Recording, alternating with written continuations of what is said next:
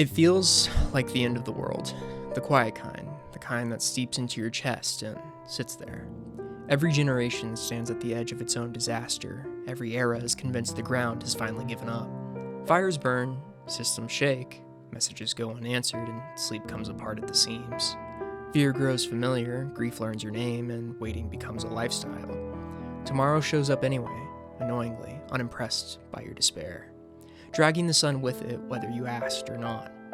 You'll wake up, you'll exhale, you'll scroll, you'll drink some version of water, you'll keep going. Through exhaustion that promises permanence, through days that feel like they weigh 1,000 pounds, through thoughts that circle the same dark conclusions. Civilizations fall in chapters, panic arrives in waves, life continues in inches. You survive collapse quietly, one breath at a time, one habit at a time, one morning you didn't plan for. This moment feels like a funeral, it behaves like one. Yet tomorrow keeps arriving with its indecent persistence, and somehow you remain.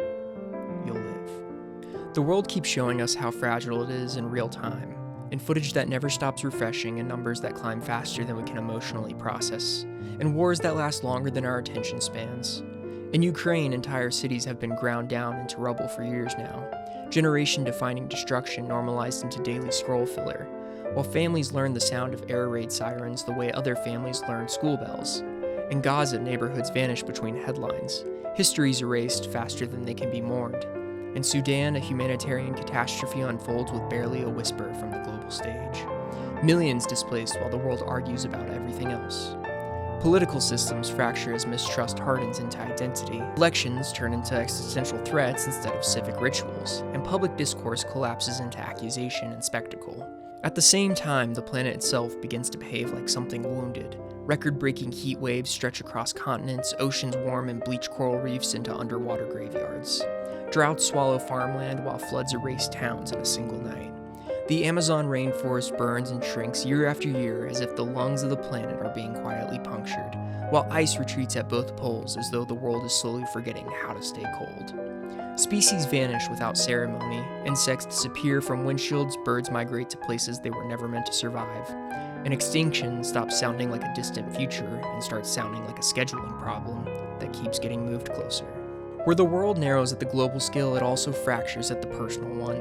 In streets where neighbors barely recognize each other, in apartment walls thin enough to hear suffering but thick enough to ignore it. In daily life where kindness feels rare enough to be suspicious. People shout past each other in grocery stores, weaponize comment sections, treat strangers as obstacles instead of reflections, and move through shared spaces like temporary conquerors rather than caretakers. Trash drifts along sidewalks as if it belongs there permanently. Rivers carry plastic like a second bloodstream. Forests become infrastructure, and convenience erodes responsibility one disposable object at a time. The earth is treated like a resource instead of a home, like something that will forgive endlessly without ever tallying the debt. Even between humans, the damage accumulates, families fracture under pressure, friendships dissolve over ideology, loneliness spikes while connection platforms multiply, and empathy becomes a finite currency rationed to only those that agree with us. We live shoulder to shoulder with billions of people and somehow still manage to feel isolated inside our own skins, bracing for the next headline, the next argument, the next reminder that the world feels less gentle than it once did, or perhaps has simply become more honest about how it's always been. The numbers themselves have started to sound like warnings instead of measurements, rising so fast they begin to lose their meaning from sheer exposure. Yet their consequences keep arriving at ordinary doorsteps. According to the United Nations, more than 100 million people are currently displaced worldwide, the highest figure ever recorded. A population the size of a nation living between borders, between shelters, between a version of life that no longer exists. The World Health Organization reports that depression and anxiety affect hundreds of millions globally, with suicide remaining one of the leading causes of death among young adults, a silent statistic hiding in classrooms and bedrooms and late-night emergency rooms. Atmospheric carbon dioxide has now surged past 420 parts per million, a threshold the planet has not seen in millions of years, while 2023 and 24 ranked among the hottest years in recorded history, each month seemingly competing to redefine what abnormal means. Glaciers that once moved at geological patience now retreat at human speed, with some projected to vanish entirely within decades, while fisheries collapse under pressure faster than they can be replenished, erasing both ecosystems and livelihoods in a single motion. More than 1 million species are currently estimated to be at risk of extinction, an erasure occurring not with drama, but with paperwork and silence, a subtraction problem humanity keeps failing to notice in real time. At the same time, wealth concentrates into thinner and thinner hands as entire populations slide closer to the edge, with global inequality reaching extremes where a tiny fraction of the world owns more than the bottom half combined. While wages stagnate, housing escapes reach, and entire generations learn to measure adulthood in debt. Medical breakthroughs expand life expectancy in theory, while access to care fractures in practice, turning survival into a question of geography and income instead of biology. Political polarization hardens into something that feels irreversible, with trust in institutions collapsing across multiple countries at once, as misinformation moves faster than corrections and outages travel farther than facts. Digital spaces promise connection, yet quietly amplify hostility, rewarding the loudest anger with the widest audience, flattening human complexity into tribal symbolism and algorithm-friendly enemies.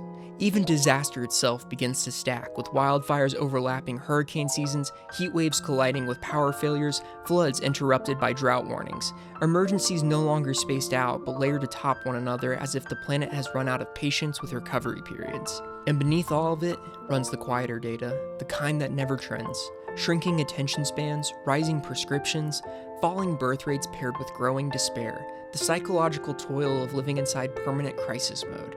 People are increasingly tired before the day begins, wired with anxiety before breakfast, emotionally overdrafted by lunchtime, carrying the cumulative weight of threats too large to confront and too constant to ignore. The future begins to feel less like a destination and more like a moving wall, always approaching but never quite arriving. While the present stretches thin under the pressure of too much information and too little control, this is what the collapse looks like at human scale. Not just burned forests and shattered cities, but crowded clinics, strained classrooms, empty storefronts, fractured families, exhausted workers, lonely apartments lit by the glow of endless news feeds, each person absorbing their share of the world's unraveling in private, one statistic at a time. The unease around artificial intelligence has begun to spread with the quiet speed of something that cannot be put back into its box. No longer confined to research labs or speculative fiction, but braided into hiring decisions, classrooms, courtrooms, surveillance systems, and the invisible machinery that decides what we buy, believe, and fear. Reports from organizations like MIT warn about the systems growing more capable at a pace that outstrips ethical frameworks, while workers watch entire professions tilt toward automation with little reassurance about what comes next. Deepfakes erode the last assumptions of visual truth, synthetic voices impersonate the living and the dead, automated propaganda floods political cycles, and recommendation engines sharpen outrage into a commodity more valuable than calm. The concern is no longer whether machines can think, but whether humans will be allowed to slow down long enough to decide what thinking is used for, or whether momentum will make the decision for us. Intelligence scales upward while wisdom struggles to keep pace, and the future begins to feel less authored and more deployed. Even now, with all of its pressing in from every side, the beauty of life still survives in the pauses between disasters. In the soft pockets of reprieve people carve out with trembling hands and stubborn hearts. You can see it in the strangers who help without being asked, in the quiet generosity that never trends, in the way people still gather around food, music, shared grief, shared jokes, shared exhaustion. You can see it in artists who keep creating even when the world gives them every reason to stop, and parents who invent joy out of nothing for children who did not ask to inherit this era, and friends who sit together in silence because words would only cheapen the weight of what they both understand. Somewhere underneath the noise, we still know what the right thing is. We still recognize kindness when it happens. We still feel the pull toward empathy, toward decency, toward looking after one another even when fear tells us it's safe to stay closed. Many of us hesitate now not because we have forgotten how to care, but because we remember all too well what it feels like to be hurt, to be disappointed, to have our better instincts punished by a harsher reality. So we wait. We protect ourselves. We swipe past suffering instead of touching it. And yet, in stolen moments of courage, people keep choosing to try anyway, to risk softness in a hard world, to look for beauty not as an act of ignorance, but as a form of resistance. And maybe that is what survival has always looked like at its most human. Knowing how dark things can become, carrying the scars as proof, and still reaching for light in the brief, trembling spaces from where it breaks through.